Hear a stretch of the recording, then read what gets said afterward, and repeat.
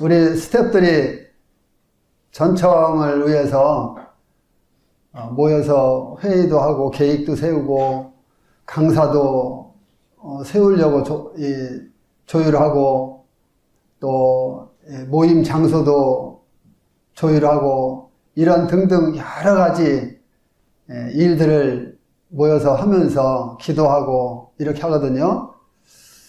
지난번 또 서구미교회에서 우리가 기도회로 모이면서 우리 그 스태프들이 저한테 그랬어요. 이번에는 이은식 형제가 사역 은퇴했으니까 사역 은퇴 간증 좀 한번 해보라고. 제가 사역 은퇴한 거 알죠? 몇 명밖에 모르는 것 같은데.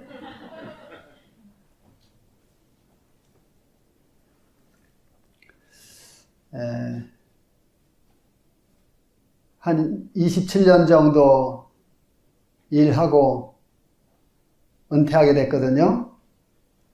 근데 사역 은퇴를 간증을 하려면은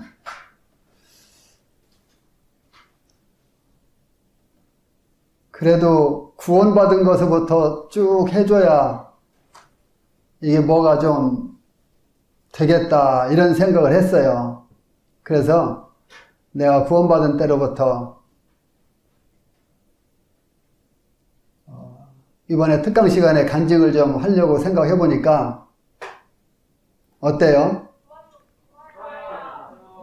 좋아요? 네. 예.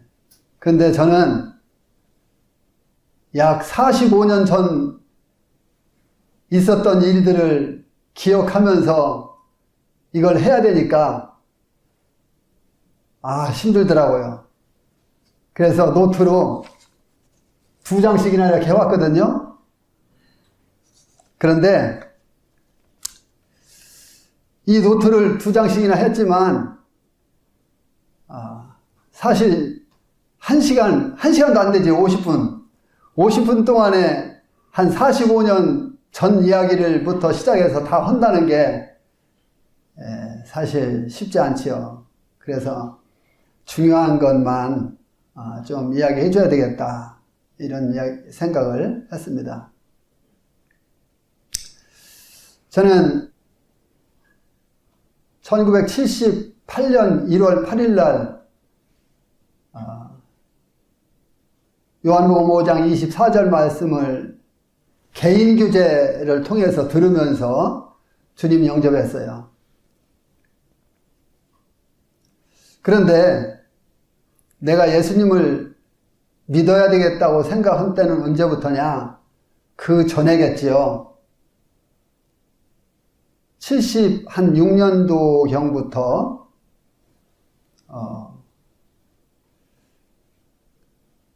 저희 누나를 만나면서 그때 당시 누나가 먼저 예수님을 믿었기 때문에 누나를 만나면서 누나한테 듣고 또 노량진 교회 가서 듣고 또 양평동 가정집회 가서 듣고 또 CCC 회관에 가서 듣고 여러 군데를 다니면서 들었어요.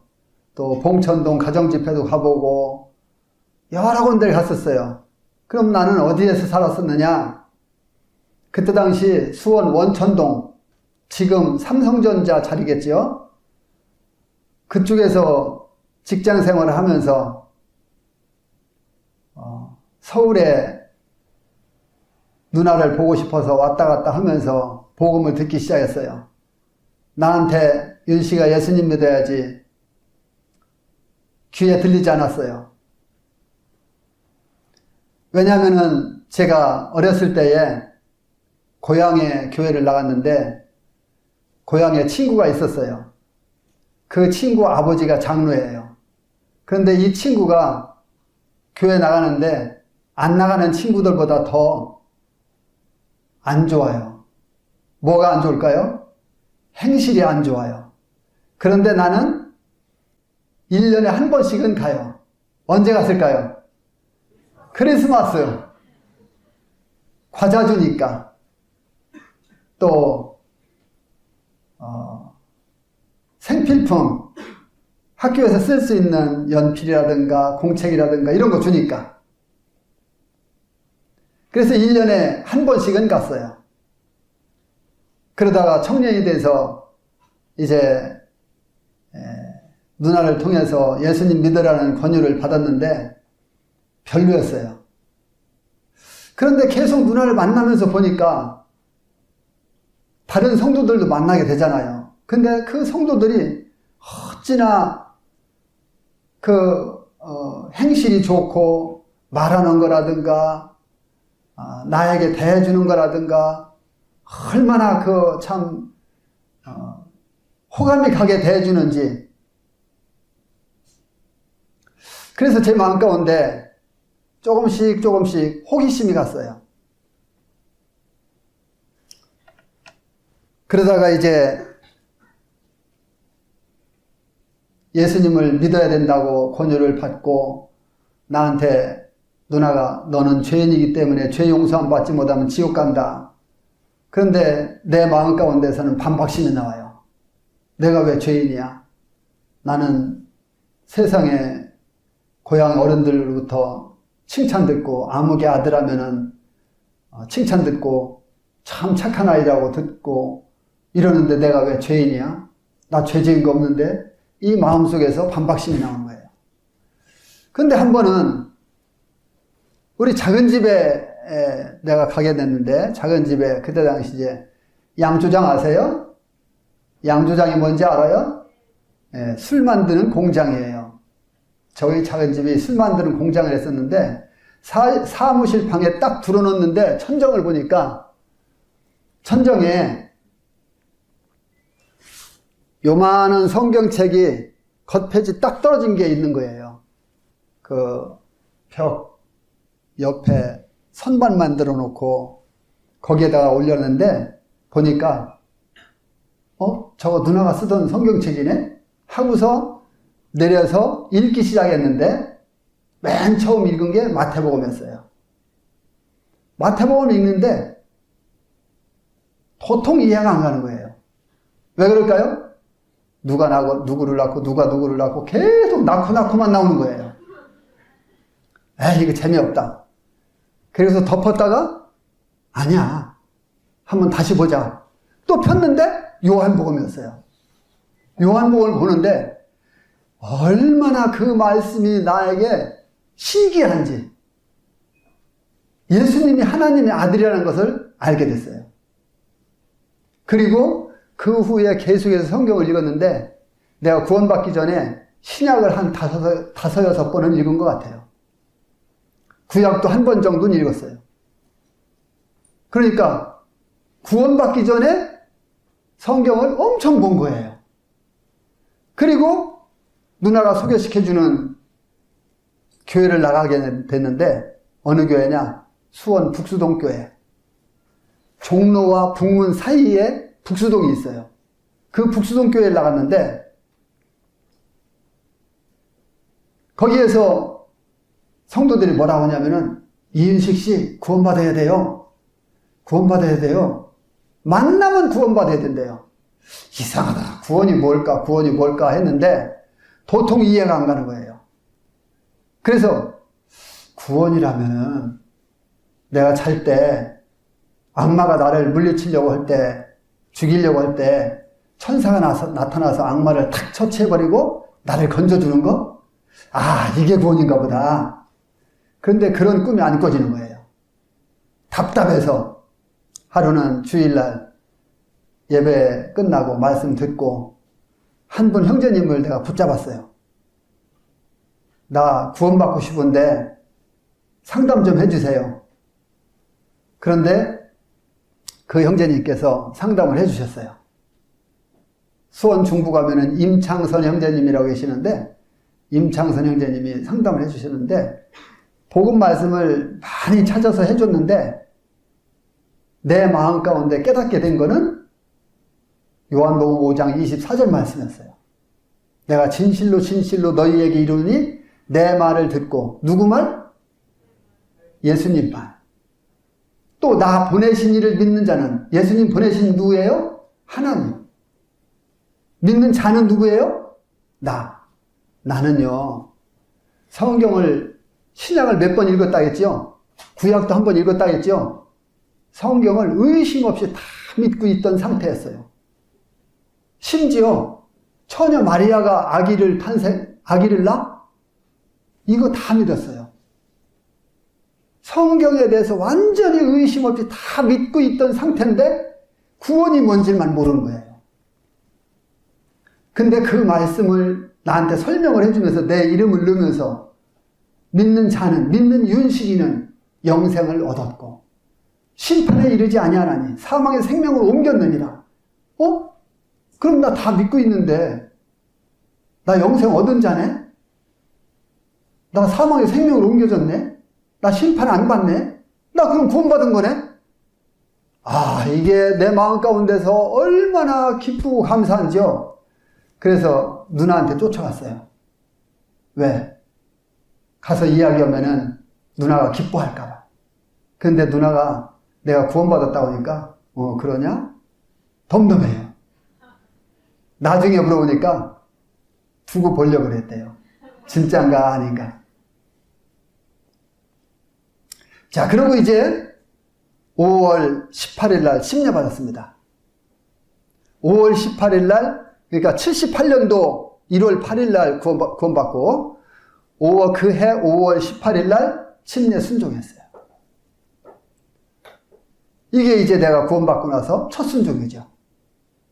그리고 나서 예배에 참여하고, 제가 예배를 참여했는데요. 어떻게 참여했느냐? 저는요, 예배 시간에 구원받기 전에 내가 교회 나갔다 했잖아요? 예배 시간에 예배 드리는 것을 보면은 몇몇 형제님들만 예배 드리고 나머지는 안 드려요. 전 그걸 보면서 나도 예배 드리고 싶은데 예배를 드리려면은 담대함이 있어야 하잖아요. 그 많은 성도들 앞에서 기도할 수 있어야 하잖아요. 그래서 나는요, 연습했어요. 내 직장 생활을 하면서, 기숙사 생활을 하면서 그 시절에 기숙사에서 연습했어요. 성경 말씀 딱 한 구절 읽어놓고, 그리고 하나님께서 나를 사랑하셔서 아들 예수님을 이 땅에 보내주시고 내 죄를 다 용서해 주셨는데 이것이 내 마음 가운데 얼마나 감사한지 모릅니다. 하나님 고맙습니다. 내가요, 기숙사에서 소리내서 기도했어요. 자, 기숙사에 같이 생활하는 사람들이 들락달락 합니다. 신경 안 썼어요. 그렇게 기도했어요. 그리고 예배에 침례 받고 나서 다 예배에 동참했어요. 여기 우리 형제들 많이 왔죠? 구원받은 사람들이 대부분이죠? 형제들 예배에 동참하는 분만 손들어 보세요. 괜찮아요. 예. 나머지는 않고 있죠? 예배 드려야 돼요. 하나님이 그거 기대하시는 거잖아요. 예배 안 드리면은 어떻게 돼요? 마치 아기 낳아놓고 부모님이 볼 때 말도 못하는 벙어리와 똑같은 거예요. 이렇게 생활을 하면서 이제 모임 생활을 했는데 청년들이 나한테 그러더라고요. 형제님, 주일학교 좀 함께 하면 좋겠어요. 그래서 오케이 했어요. 싫다고 할 이유가 없죠. 영적인 일을 하는 것은 얼마나 큰 축복입니까? 주일학교를 했어요. 그리고 조금 더 이제 세월이 흐르니까 형님들이 저한테 청년회장을 하래요. 뭐 청년회장도 했어요. 내가 자격이 있어서 하는 건 아니죠. 내가 그랬어요. 나 청년회장 어떻게 하는지 모른다. 그렇기 때문에 청년회장 할 수 있는 사람을 시켜라. 아니래요. 그냥 회장 자리만 맡아갖고 있고 일은 자기네들이 한대요. 얼마나 좋아요. 회장 자리만 맡아갖고 있고 명색이 청년회장이에요. 일은 자기네들이 하겠대요. 그러면 나 하겠다.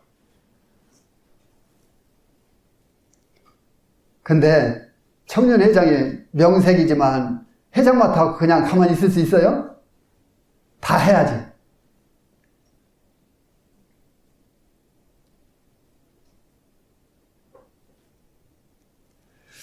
그러다가 이제 군대 갔다 오고 직장 관계로 안양으로 천거를 하게 됐습니다. 안양 모임. 지금 현재 안양 모임. 안양 모임에 가서도 역시 동일하게 주일학교를 했습니다. 그때 당시는요, 지금은 직장 12시간 2교대 하는 거 드물죠? 거의 12시간 2교대는 거의 안 할 거야, 아마. 그때 당시는 12시간 2교대 했어요. 그러니까 저녁 7시 반 출근하면 그 이튿날 아침 7시 반까지 하는 거예요. 그러면은 토요일 날 출근하면은 어떻게 합니까? 일요일 날 아침에 7시 반에 퇴근해서 집에 오면은 8시 반이 돼요. 그러면은 부랴부랴 옷 갈아입고 쉬지도 못하고 밤새 일했으니까 쉬어야 되는데 쉬지도 못하고 어디로 가요? 교회로 갑니다. 왜? 주일학교 해야 되니까. 주일학교 해야 되니까. 주일학교 하고 나면은 뭐예요? 예배 드리죠. 예배 드리고 나면은 말씀 듣죠. 말씀 듣고 나면은 애찬 나누죠. 애찬 나누고 나면은 또 말씀이 한 번 있어요. 그리고 나서 저녁 집회가 있는데 저녁 집회 그 사이에 또 뭐를 하냐면은 청년회가 모여지지 않으면은 주일학교 교사들 함께 나가서 주일학교 노방전을 하는 거예요.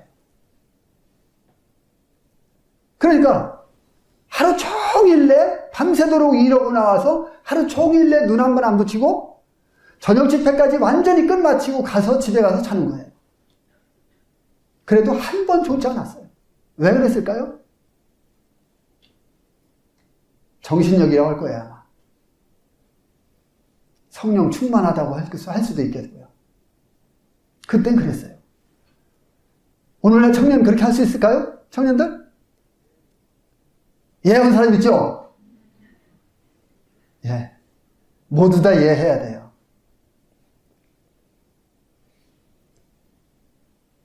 우리 청년들이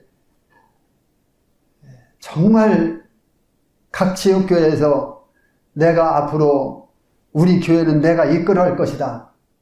내가 이 교회의 기둥이 될 것이다.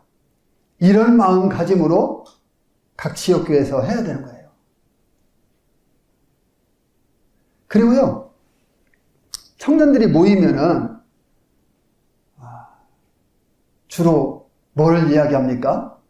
쓸데없는 막 세상 이야기 막 그런 이야기 하지 않아요. 뭔 이야기를 할까요? 성경 이야기 하는 거예요. 성경 이야기. 그리고 주님을 위해서 형제는 영적 비전이 뭐야? 이런 거 물어보는 거예요.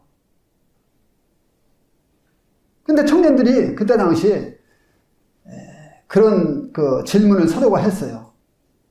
형님은 영적 비전이 뭡니까? 주님을 위해서 앞으로 뭘 하면서 살고 싶습니까? 그런데요, 대부분의 청년들이 뭐라고 하냐면요, 나는 전심사역 하겠다 했어요.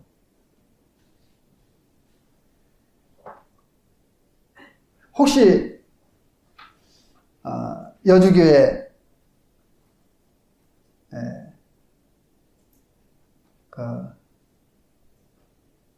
빨리 생각이 안 나네. 사역하는 형님, 조준하 형님. 조준하 형님 아시는 분 있죠? 그때 당시 조준하 형님, 그리고 윤형로 형님, 그리고 백무현 형제님, 또 노강호 형제님도 우리보다 조금 백무현 형제님하고 같이 조금 나이는 덜 먹었지만 같이 청년 쪽으로 끼워주고 그랬어요. 우리가 같이 교제하고 등등 이런 형님들이 다 나는 전심사역하겠다. 근데 나는 뭐라 했을까요? 나도 그랬어요. 전심사역이 뭔지도 모르면서 나도 앞으로 전심사역할 거다. 그리고 나서 이제 제가 결혼 정년기 들으니까 결혼을 위해서 기도하기 시작했어요. 그냥 무작정 결혼을 위해서 기도하다가 안 되겠다. 대상을 정해놓고 기도하자. 그래서 어떤 자매님을 딱 생각하고 기도하기 시작했어요. 그런데 계속 기도하고 있는데 문득 어떤 생각이 드냐면은 가만히 있어. 근데 내가 기도하는 동안 그 자매 결혼하면 뭐 될 거지? 닥쳤던 게 지붕 쳐다보기. 그래서 안 되겠다. 자매한테 기도한 것을 전달해야 되겠다. 그래서 전달할 수 있도록 해달라고 또 기도했어요. 주님, 내가 저 자매를 위해서 결혼하고 싶은데, 저 자매와 결혼하고 싶은데 지금까지 기도해 왔습니다. 근데 내가 기도한 것을 전달할 수 있는 시간을 주세요. 근데 주님이 딱 그것을 허락해 주셨어요. 내가 시골에 가 있는데 그 자매가 우리 집에 온 거예요. 깜짝 놀랐어요, 난 진짜.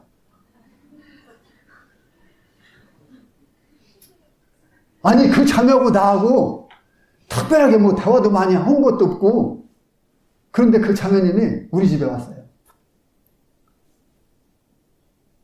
그거는 궁금하면 나중에 물어보는 사람한테만 이야기해 줄게요. 시간 많이 가면 안 되니까, 거기에.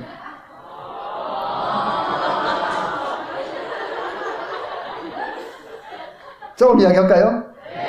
네. 저희 자매가 양평동에서 해태제가 다녔거든요. 우리 누나도 양평동에서 해태제가 다녔어요. 내가 누나를 만나러 한다 했죠? 아까 그랬잖아요. 누나를 만나러 하면은 누굴 보게 돼 있어요? 그 자매를 막 보게 돼 있었어요. 근데 그 자매를 보니까요, 내가 거기서 밥 먹고 그 자매가 설거지해서 이렇게 그 설거지 하는 걸 내가 보고 그러거든요. 근데 설거지 하고 나면 그 물 내버리잖아요. 그런데요, 설거지통에 음식 찌꺼기 하나가 없어요. 이건 뭐를 말하는 거예요? 너무나 알뜰하게 생활한다는 거예요. 그걸 봤어요. 아, 이 자매가 정말 알뜰하게 생활한다. 그래서 주님 앞에 그 자매를 딱 짚고서 기도하기 시작한 거예요. 누나한테 말도 않고. 그런데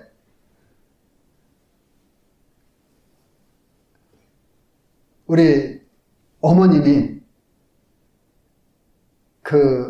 내 여동생이 있었는데, 여동생한테 아무개야, 금분이하고 같이 생활하는 양정님이 좀 우리 집에 한번 놀러 오라고 해라. 그런데 나도 모르고 있었는데 편지를 쓴 거예요. 나는 기도만 했죠. 내가 기도한 거 전달할 수 있는 기회를 달라고. 그런데 양자매가 그거 읽어보고서 명절 때 남원이 고향이거든요. 남원 가려고 차표를 끊으려고 갔는데, 역전을 갔는데 이상하게 그때 당시는 용산으로 가서 끊어야 됐대요.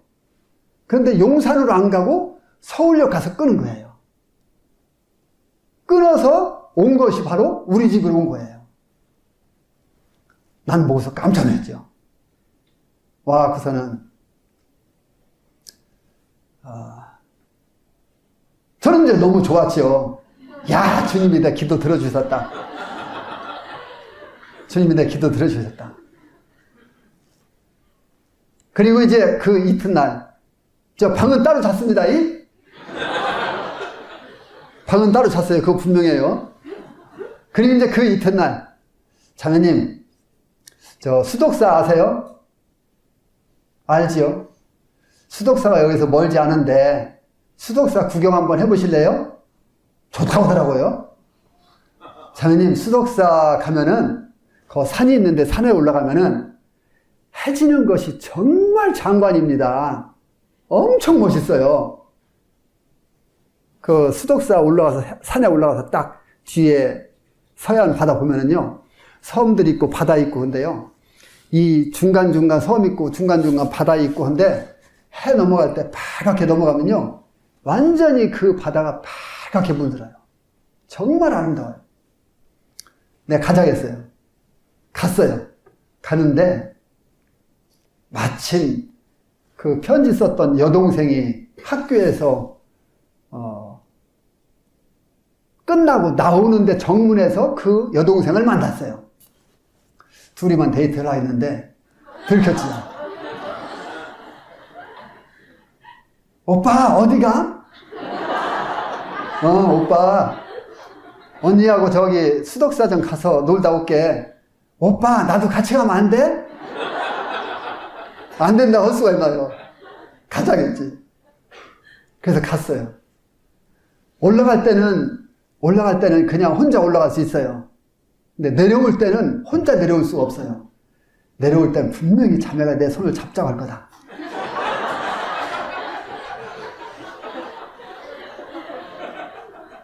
기다렸어요. 자매 손 잡을 수 있는 기회다. 웅큼하죠?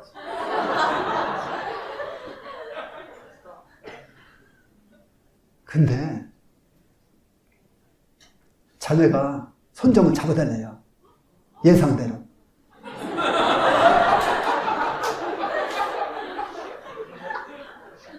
근데 자매가 지갑을 딱 열더니 손수건을 딱 꺼내서 탁 놓고 잡으래요.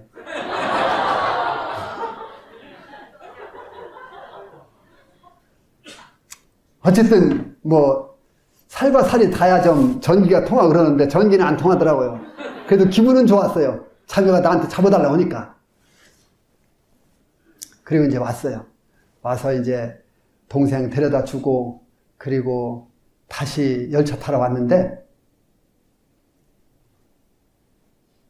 콩나물 시루예요. 열차가. 왜? 명절 때니까. 콩나물 시루예요. 완전히 콩나물 시루예요. 그래서 이거 내가 기도한 거 전달을 해야 되는데 동생 때문에 거기 갔다 오는 기간에도 못했고 열차 안에서는 해야 되는데 주님 이렇게 사람이 많으면 이거 어떻게 말합니까? 앉아서 이야기할 수 있는 자리를 주세요. 기도했어요. 그런데 한정거장 갔는데 열차가 이렇게 있으면은 칸칸 있잖아요. 이쪽 의자가 이렇게 있고 의자와 의자 사이에 그때 당시는 사람이 한 사람 앉을 수 있는 히터 나오는 자리가 있었어요. 그 스텐으로 이렇게 되었고서 거기 한 자리가 딱 나오는 거예요. 자매를 빨리 앉혔지 뭐. 그리고 또 기도했죠. 주님 더 멀어졌어요. 자매 앉히니까 더 멀어졌잖아요. 더 멀어졌어요. 나도 앉게 해주세요. 근데요, 두 정거장 갔는데 아닌 게 아니라 그 옆자리가 또 나왔어요. 주님은 살아계셔서 우리의 기도를 들으십니다. 그래서 이제 내가 앉았다가 자매를 그 의자에 앉히고 나는 이제 그 히터 나오는 자리 거기에 딱 앉아 있어요. 스탠이니까 좀 아직 불 나오는 때가 아니니까 추석 때니까 엉덩이 씌울 수 있잖아요. 그래서 이제 바꿔 앉았지요. 앉아서 이제 조금 가다가 자매님 혹시 결혼교제를 위해서 기도하는 형제 있으세요? 나를 쳐다보더니 왜요? 내 얼굴에 그렇게 써 있어요? 아니요, 그게 아니라요. 자매님 사실은 내가 자매님을 놓고 3개월을 기도했어요. 자매가 깜짝 놀랐대, 속으로. 그러면서 속으로 생각하기를, 이 형제님 되게 담대하다. 어떻게 이걸 나한테 직접 말할 수 있지? 그렇게 생각했대요. 나중에 이야기했는데. 자매가 없다 하더라고요. 얼큰이 됐다 그러면. 그리고 이제 나는 수원에서 내리고 자매는 영등포까지 가서 이제 양평도 간 거죠. 가서 이제 나는 편지를 썼어요. 편지를 써서 보내는데 답장이 안 오는 거예요. 왜 안 오는가 나중에 물어봤더니 기도하는 기간이었대요. 한 번은 이제 편지 교제를 하다가 한 번은 자매가 그걸 안 주는 거예요. 저 답장을 안 주고 뭐가 왔느냐? 백지가 왔어요. 야, 이거 어떻게 해석을 해야 될까? 백지 마냥 깨끗이 헤어지자고 하는 건가?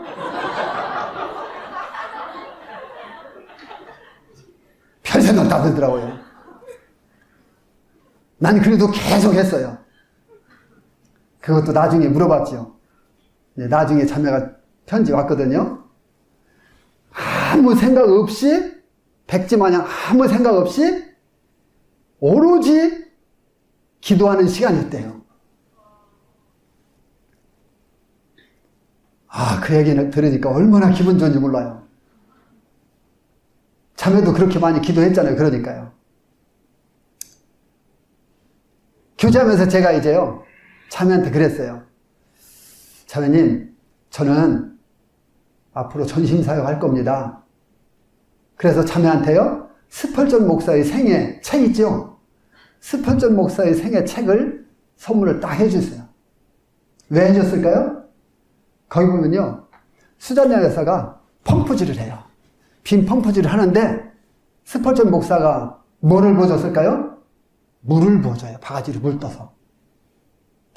빈 펌프질은 물 안 올라오잖아요. 물을 부어야 물이 이제 따라 오르잖아요.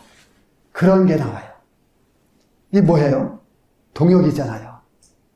이걸 생각하면서 자매한테 그것을 선물해 줬어요.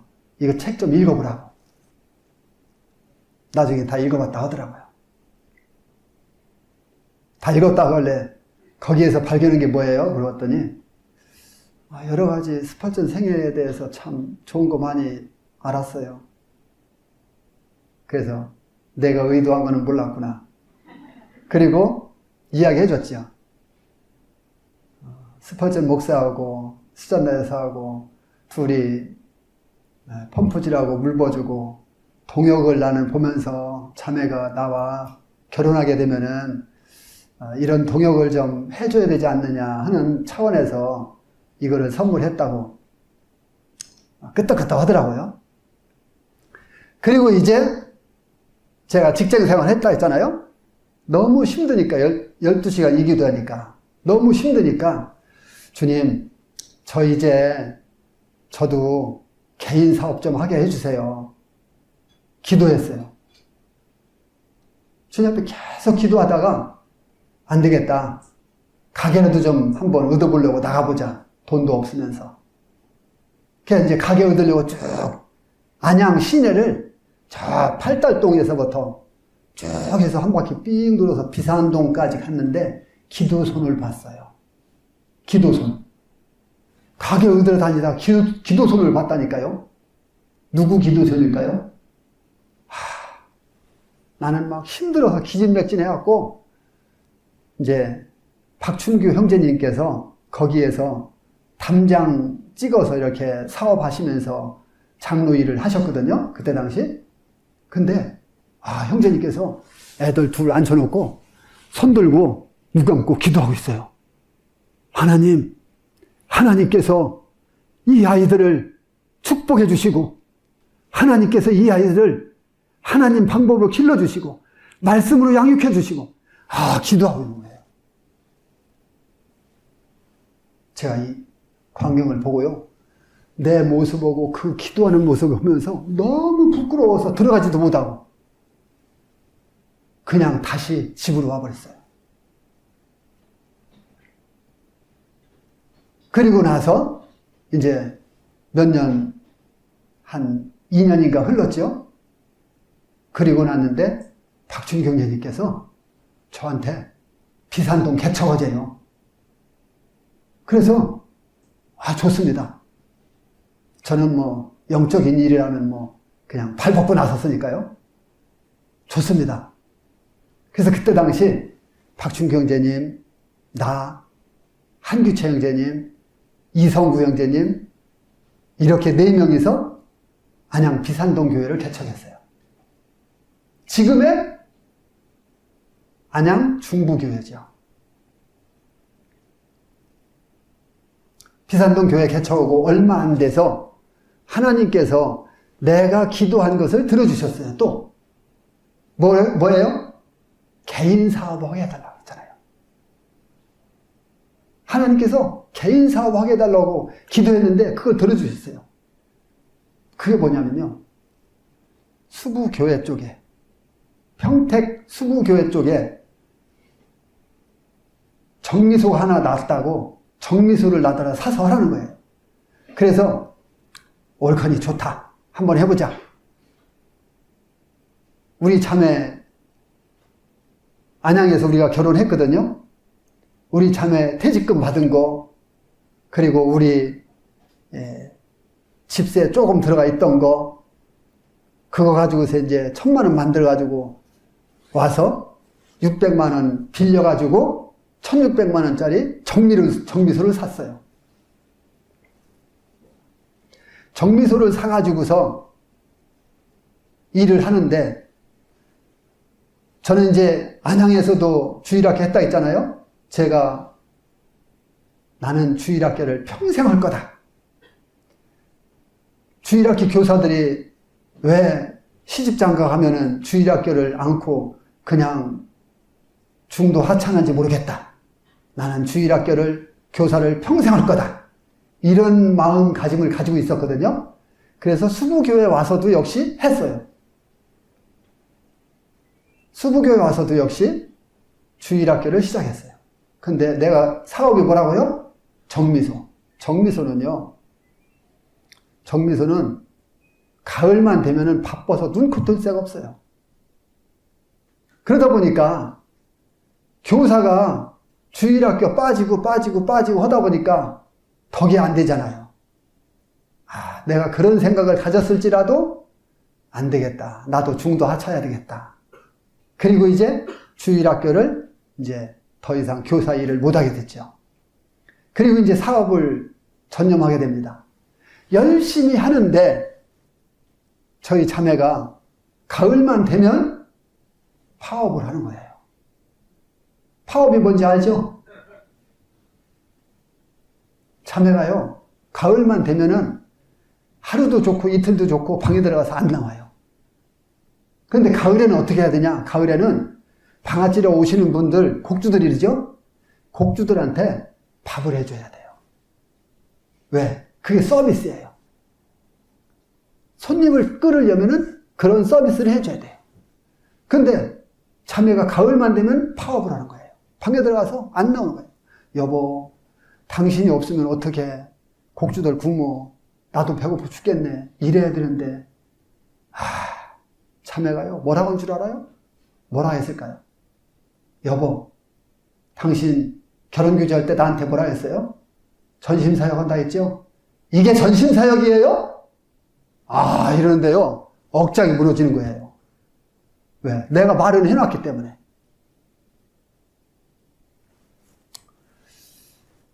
그래, 전심사역 해야지. 그렇지만 지금 현실이 이렇잖아. 나와서 밥 좀 해줘.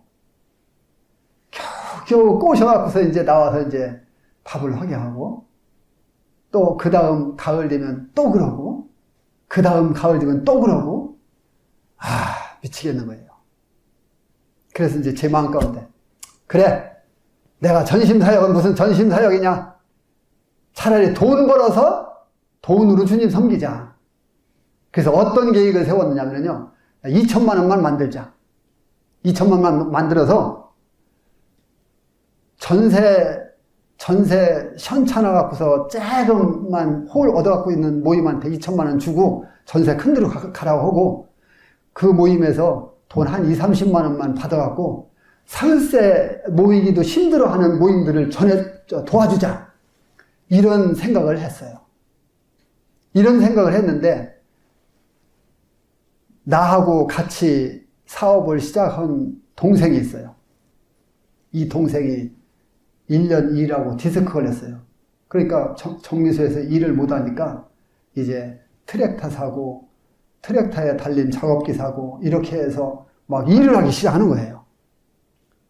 돈 버는 쪽쪽 다 가져가는 거예요. 작업기 또 사고 작업기 또 사고 뭐 이양기 사고 뭐 벼 비는 기 사고 벼 심는 기계 사고 그러니 돈 벌 기회가 없는 거예요. 그래서 안 되겠다. 다시 주님 앞에 마음 가다듬고 주님 앞에 영적인 일을 위해서 기도하기 시작했어요. 저는 그때 당시 아무리 바빠도 큐티는 했어요. 큐티를 하는데 사도행전 4장 말씀을 보면은 우리 한번 볼까요?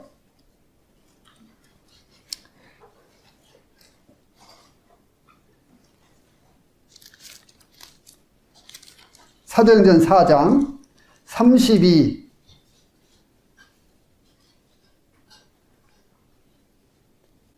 32절로 37절.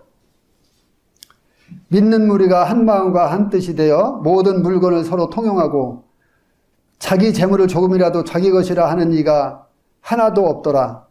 사도들이 큰 권능으로 주 예수의 부활을 증언하니 무리가 큰 은혜를 받아 그 중에 가난한 사람이 없으니 이는 밭과 집 있는 자는 팔아 그 판 것의 값을 가져다가 사도들이 발 앞에 두매 그들이 각 사람의 필요를 따라 나누어 줌이라. 구브로에서 난 레위족 사람이 있으니 이름은 요셉이라. 사도들이 일컬어 바나바라. 번역하면 위로의 아들이라 하니 그가 밭이 있음에 팔아 그 값을 가지고 사도들이 발 앞에 두니라. 자, 여기에서 말씀을 읽어봤는데 여기에서 특이한 점이 뭐예요? 성도들이 자기 재산을 팔아서 사도들한테 갖다 주었고 바나바도 역시 그렇게 했는데 다른 성도들의 이름은 밝혀지지 않았고 바나바의 이름만 밝혀졌어요. 이상하다. 왜 다른 성도들은 안 밝히고 바나바만 밝혔을까? 이유가 뭘까?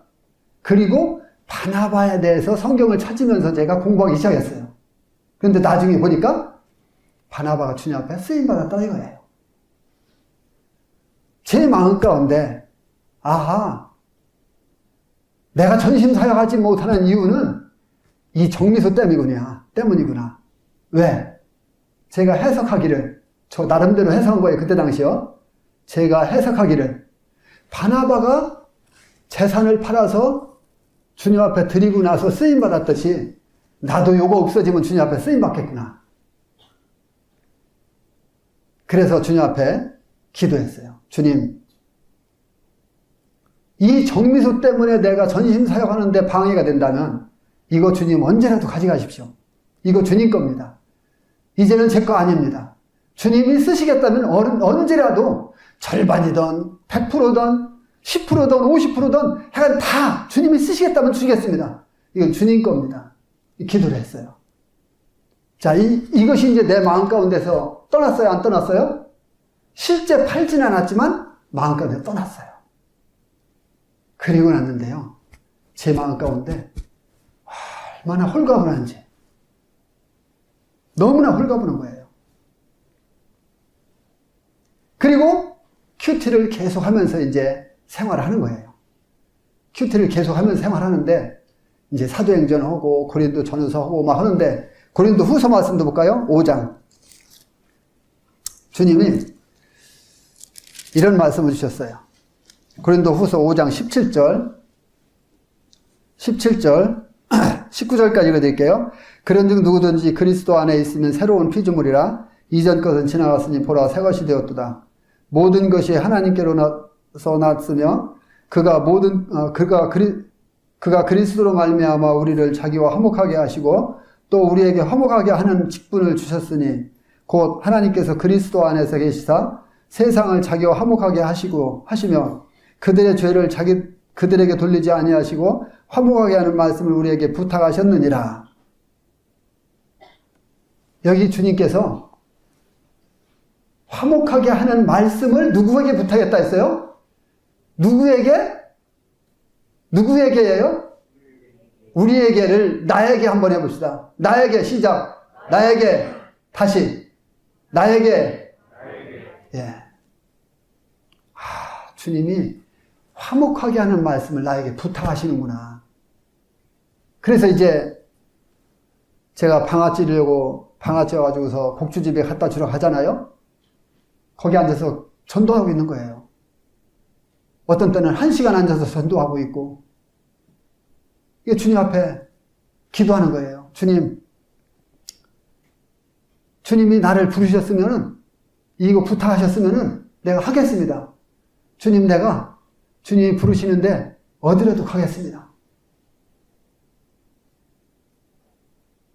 주님, 바다 건너도 좋습니다. 강 건너도 좋습니다. 산속 오지라도 좋습니다. 주님이 부르면은 가겠습니다. 이렇게 기도했는데요.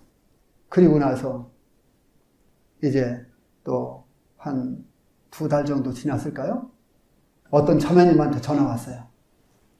형제님, 저 강원도 사천 진리교회에서 전심 사역자를 위해서 기도하고 있는데 형제님, 거기 사역자를 한번 가보실래요? 강원도요? 너무 멀어서 안 돼요. 방금 내가 뭐라 했어요? 바다 건너라도, 강 건너라도, 산골 오지라도 가겠다고 기도했다 했잖아요. 근데 2달도 안 지나서 2달이나 지났을까 해서 그거 가만히 잊어버리고, 강원도요? 사천 진리교회요? 너무 멀어서 안 돼요. 근데 참 놀라운 것은 내 입에서 내가 전심 사역하겠다고 성도들한테 그때 당시 어느 누구한테도 이야기한 적이 없어요. 그런데 그 자매님한테로부터 전화가 왔던 거예요. 그리고 나서 또 이제 몇 개월 지났습니다. 한 2, 3개월 또 지났어요. 이제 우리 정미수에서 내가 쓰는 트럭을 검사 맡기 위해서 정비소로 검사소로 가지고 가는데 그때 당시는 4바퀴를 다 뺍니다. 그리고 베어링 다 빼고 다 분해해서 다 빼내고 그리고 다시 조립합니다. 이상이 있는지 없는지. 그러면요, 차 검사 한 번 맞는데 한나절 걸려요. 그래서 그때 당시 시간이 너무 아까워서 안 되겠다. 내가 읽을 책을 좀 갖고 가야 되겠다. 갖고 간 책이 어떤 책입니까? 이게 무슨 책이에요? 영혼을 계산하는 삶. 저는 이 책을 읽으면서요, 이 책을 읽으면서 내 생애 전환점을 가져왔어요. 내가 지금까지 영적인 일을 하겠다고 호언장담하고 가만히 잊어버리기도 하고 했었지만 전환점을 가져왔어요. 한 번은 이흥기 형제님께서 안산교회에서 사역하시는 형제님입니다. 이흥기 형제님께서 저한테 전화가 왔어요. 이 형제, 수정교회에서 전심사역자를 놓고 기도하고 있는데 형제 거기 가서 좀 전심사역자 한번 해볼래? 아유, 형제님 거기는 형제님 계셨죠. 김갑주 형제님 계셨죠. 서명선님 계셨죠. 다 가르칠 거 다 가르쳐 놨을 텐데 거기 가서 할 게 없을 것 같은데요. 거절했어요. 한 이틀 있다 또 전화 왔어요. 또 거절했어요. 한 이틀 있다 또 전화 왔어요. 또 거절했어요. 그리고 나서 또 한 3일 있다가 서명선생님이 중국에서 이제 나오셨는데, 겨울이면 나오시거든요. 추우니까, 워낙 추우니까. 나오셔서 전화 왔어요. 이 형제, 수정교회에서 전심사역자를 위해서 기도하고 있는데 형제가 와서 사역하면 딱 좋을 것 같대. 또 그대로 이야기하면서 거절했어요. 또 그 이튿날 또 전화 왔어요. 또 거절했어요. 그 이튿날 또 전화 왔어요. 또 거절했어요. 그리고 나서 이 책을 본 거예요. 그리고 나서 이 책을 본 거예요.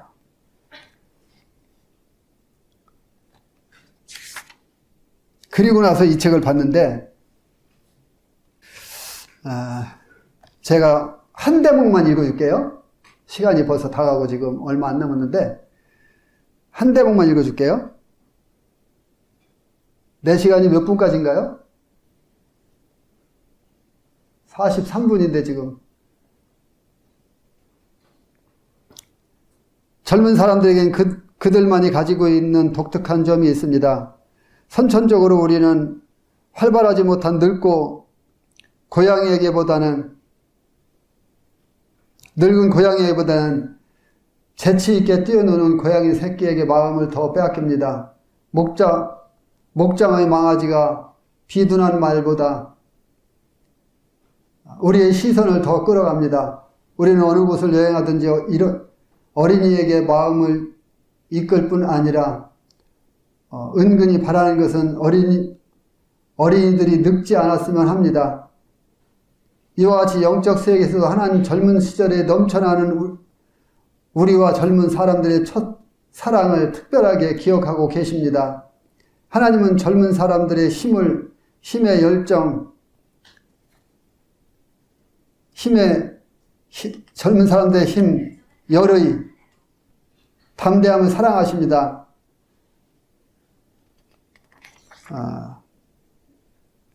이렇게 하면서 쭉 뒤에 가서 보면은, 구약에 보면 하나님은 흠없는 완전한 제물이요 요구하십니다. 하나님 요구하시는 요구는 달라지지 않았습니다. 우리는 양심적으로 생각해 볼 때 주름 잡힌 것, 노쇠한 것, 낡은 것 하나님께 드릴 수 있을까요? 그럴 수 없습니다. 우리의 이성이 우리의 최선을 하나님께 드리라고 요구합니다. 그렇다면 우리의 최선이 무엇입니까? 그것은 우리의 젊음입니다. 이 앞에 내가 조금 시간이 없기 때문에 안 읽었는데요. 그냥 말로 해줄게요. 많은 사람들이 자기의 젊음을 직장을 위해서 허비하고, 가정을 위해서 허비하고, 돈을 벌고, 돈 버는데 허비하고, 그러고 나서 나중에 늙어지면 주님, 내가 이제 주님 일을 좀 해보겠습니다 하고 주님 앞에 나온다는 거예요. 그러면서 이 글귀를 읽는데 마치 주님이 내 앞에서, 윤씨가 너는 어떻게 할래? 너는 어떻게 할래? 이러는 음성을 제가 강하게 들었어요. 그래서 제가 주님 앞에 무릎 꿇고 기도하기를, 주님 제가 저의 젊음을 주님께 드리겠습니다. 나는 젊습니다 하는 사람 손 들어보세요. 나는 젊습니다.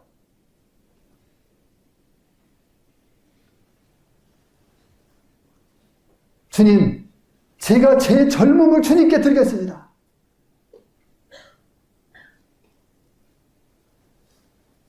그때 당시 나이는 벌써 39살. 39살 젊음을 주님께 드리겠다고 주님 앞에 그랬어요.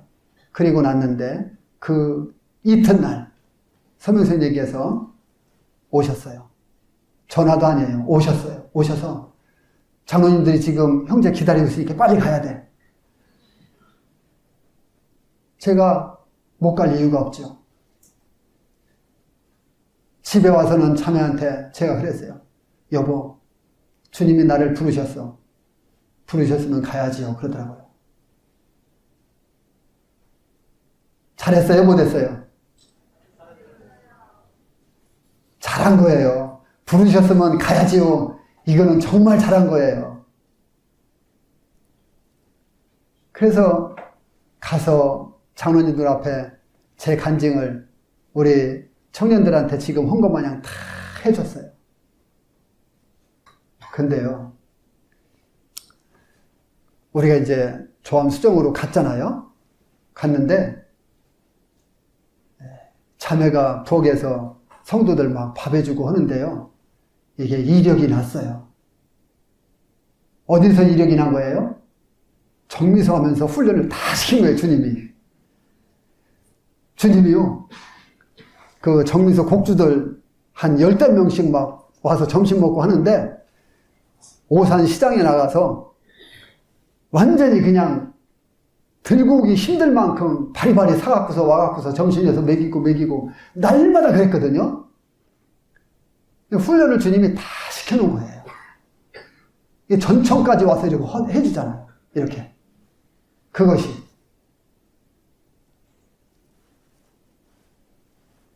그리고 제가 조암 수정에 전심 사역으로 갔는데 이상은 형제님이 중국 선교 나간다고 하는데 제가 갔다 와야 될 것 같아서 축하하려고 갔다 온다고 하니까 청년들이 저한테 왔어요. 왜 왔을까요? 청년들이 차표를 사갖고 온 거예요. 차표. 그때 당시 새마을 오면 최고거든요. 새마을로 차표 자매 거고 내 거고 2개 사온 거예요. 아, 얼마나 멋져요. 그때 당시 내가 95년도 1월 22일 날 수정에 갔거든요. 그때 당시 새마을로 2장이면은 비싼 거예요. 그래도. 근데요, 형제가 딱 와서 주는 거예요. 한 5명이 왔는데, 뭐요? 이거 형제님 부산 갔다 오라고 차표 끊었습니다. 그러냐, 고맙다. 그랬는데 또 한 형제가 오더니 봉투를 또 딱 주는 거예요. 이건 뭐요? 형제님 부산 갔다 오려면 여비가 드는데 일주일 동안 휴가입니다. 다녀오세요. 이렇게 돈 받아갖고서 거기서 쉬어볼 수 없잖아요. 들어가서 쉬어보니까 50만 원이에요. 엄청 큰 돈이에요. 그때 당시. 내가 이 이야기를 왜 해줍니까?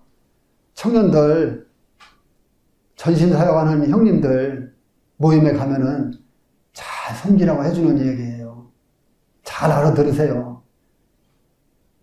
내가 남원에서 그때 당시 한번 이거 간증했거든요. 그랬더니 그 뒤에 남원에서 그 청년들이 그렇게 했다 하더라고요. 박수 안 쳐줘, 그거 청년들? 박수 한번 쳐줘야죠. 네.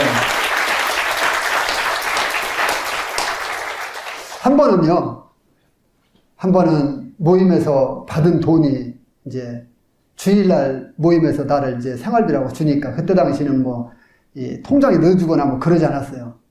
생활비라고 돈을 60만 원을 줬어요. 60만 원을 줬는데 갔다가 이제 집에다 놓고 김한식 형제님 선교 갔다 오신다고 하니까 제가 이제 마중 나갔거든요. 공항에. 갔는데 어떤 사람이 전화가 왔어요. 여보세요? 누구세요? 목사님이세요? 네. 상담을 좀 하려고 하는데 언제 오세요? 저는 지금 여기 멀리 나와 있어서 5시나 돼야 들어갈 것 같은데요. 그래요. 알았습니다. 그날 와보니까요, 도선생이 60만 원 다 가져갔어요. 60만 원 다 가져가고 또 우리 딸이 학생의 돈 자정 맡고 있었는데 그것도 다 가져갔어요. 그러니까 거의 뭐 한 돈 100만 원 다 가져간 거예요. 어떻게 살아 이제? 큰일 났잖아요. 누구한테 말도 못하고. 근데 한 번은 우리 김철영 형제님하고 내가 만나서 수부교회 갈 일이 있었거든요. 김철영 형제님한테 이야기를 했어요. 그랬더니 형제님이 갔다 오다가 나한테 지갑을 열더니 뭐를 한 장을 주는 거예요. 그래서 하얀 거예요. 보니까 하얀 거 뭐예요? 수표잖아요. 그래서 10만 원인가 보다. 엄청 큰 돈이네. 형님 고맙습니다 하려고 했는데 보니까 100만 원짜리예요. 그래서 형님 이거 100만 원짜리예요. 잘못 준 줄 알고. 진짜예요. 잘못 준 줄 알고. 형님 이거 100만 원짜리예요. 그러니까 형님 나도 100만 원 여기에 있고 지갑에 있더라고요. 100만 원짜리. 100만 원 여기 있고 형님 100만 원 쓰고 나눠 쓰면 돼요. 형님 저 다 도선생이 와서 가져갔다는데 내가 그 이야기 듣고 가만히 있을 수가 없어요. 이러면서 형님이 그때 당시 그렇게 도와주고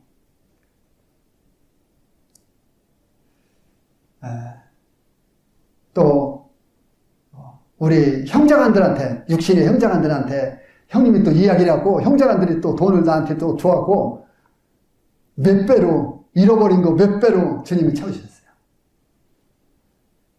이런 일들이 있었고 예배당이 이제 좁아지니까 우리 한 20, 30평 예배당이 있었는데 예배당이 좁아지니까 예배당을 건축하자 해서 대지를 사가지고 2004년도에 완공해서 이제 헌당식을 했거든요. 예배당 짓고 났는데 내가 75kg 나갔었는데 10kg가 빠진 거예요. 65kg. 그리고 나서 몇 년 있다가 위암이 걸렸는데 위암 수술하고 나니까 10kg 또 빠진 거예요. 55kg. 그러고 났는데 일할 의욕이 안 생기는 거예요. 그래서 버티다가 안 되겠다. 내가 이 자리에서 전심사역자라고 교회 녹이나 받아먹고 이러고 있을 수는 없다. 내가 물러나고 교회 발전과 부흥을 위해서 다른 분이 빨리 이 일을 할 수 있도록 해줘야 되겠다. 하고서 장로들한테 이야기했더니 장로들이 더 해야 된다고 하더라고요. 그래서 한 3년인가 4년인가 이렇게 더 하면서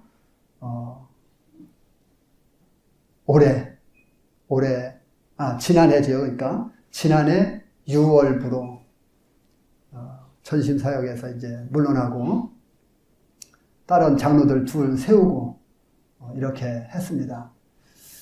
하나님께서 이 팬데믹이라고 하는 아주 고약한 코로나를 주셔서 우리로 하여금 많은 훈련을 하게 하고 또 이런 훈련 가운데에서 우리의 믿음이 더 돈독해지고 저는요 이 코로나를 통해서 하나님께서 한번 이렇게 흔들어 보는구나 이런 생각을 했어요. 한번 확 흔들어 보고 믿음이 선차는 사람들을 다 떠져나가고 정말 신실한 사람들 붙어들여 있어갖고 지금까지 모임 생활하고 여기에 오신 분들은 그러니까 어떤 사람들이에요? 흔들린 사람들이에요? 안 흔들린 사람들이죠. 하나님께서 이렇게 지금은 조암수정교가 이제 장로 4명이서 제가 물러나면서 장로 2를 더 세웠어요. 그래서 저보다 더 잘하는 것 같아요. 보니까 저는 어떤 아이디어도 안 나오고 그러는데 이 젊은 장로를 2 세웠거든요. 아이디어도 잘 나오고 아주 잘해요. 보니까 정말 앞으로 또 장래 희망이 있고 비전이 있어요. 그래서 감사가 되고 우리 청년들 이렇게 또 청년들 앞에서 간증도 할 수 있도록 허락해 주셔서 감사되고 자 지금 제가 간증한 이 간증을 통해서 우리 청년들이 그냥 간증 좋다 뭐 그냥 그렇지 뭐 생각할 수 있어요. 그러나 분명한 것은 간증을 통해서 뭔가 얻을 수 있어야 된다는 거예요. 각자 얻을 수 있는 거는 다 똑같진 않죠. 그것은 뭐예요? 일마다 기도했다는 거.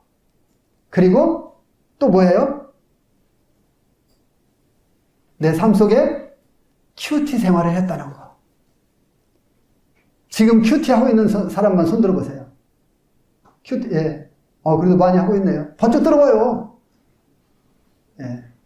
큐티 해야 돼요. 큐티 안 하면은 하나님을 만날 수가 없어요.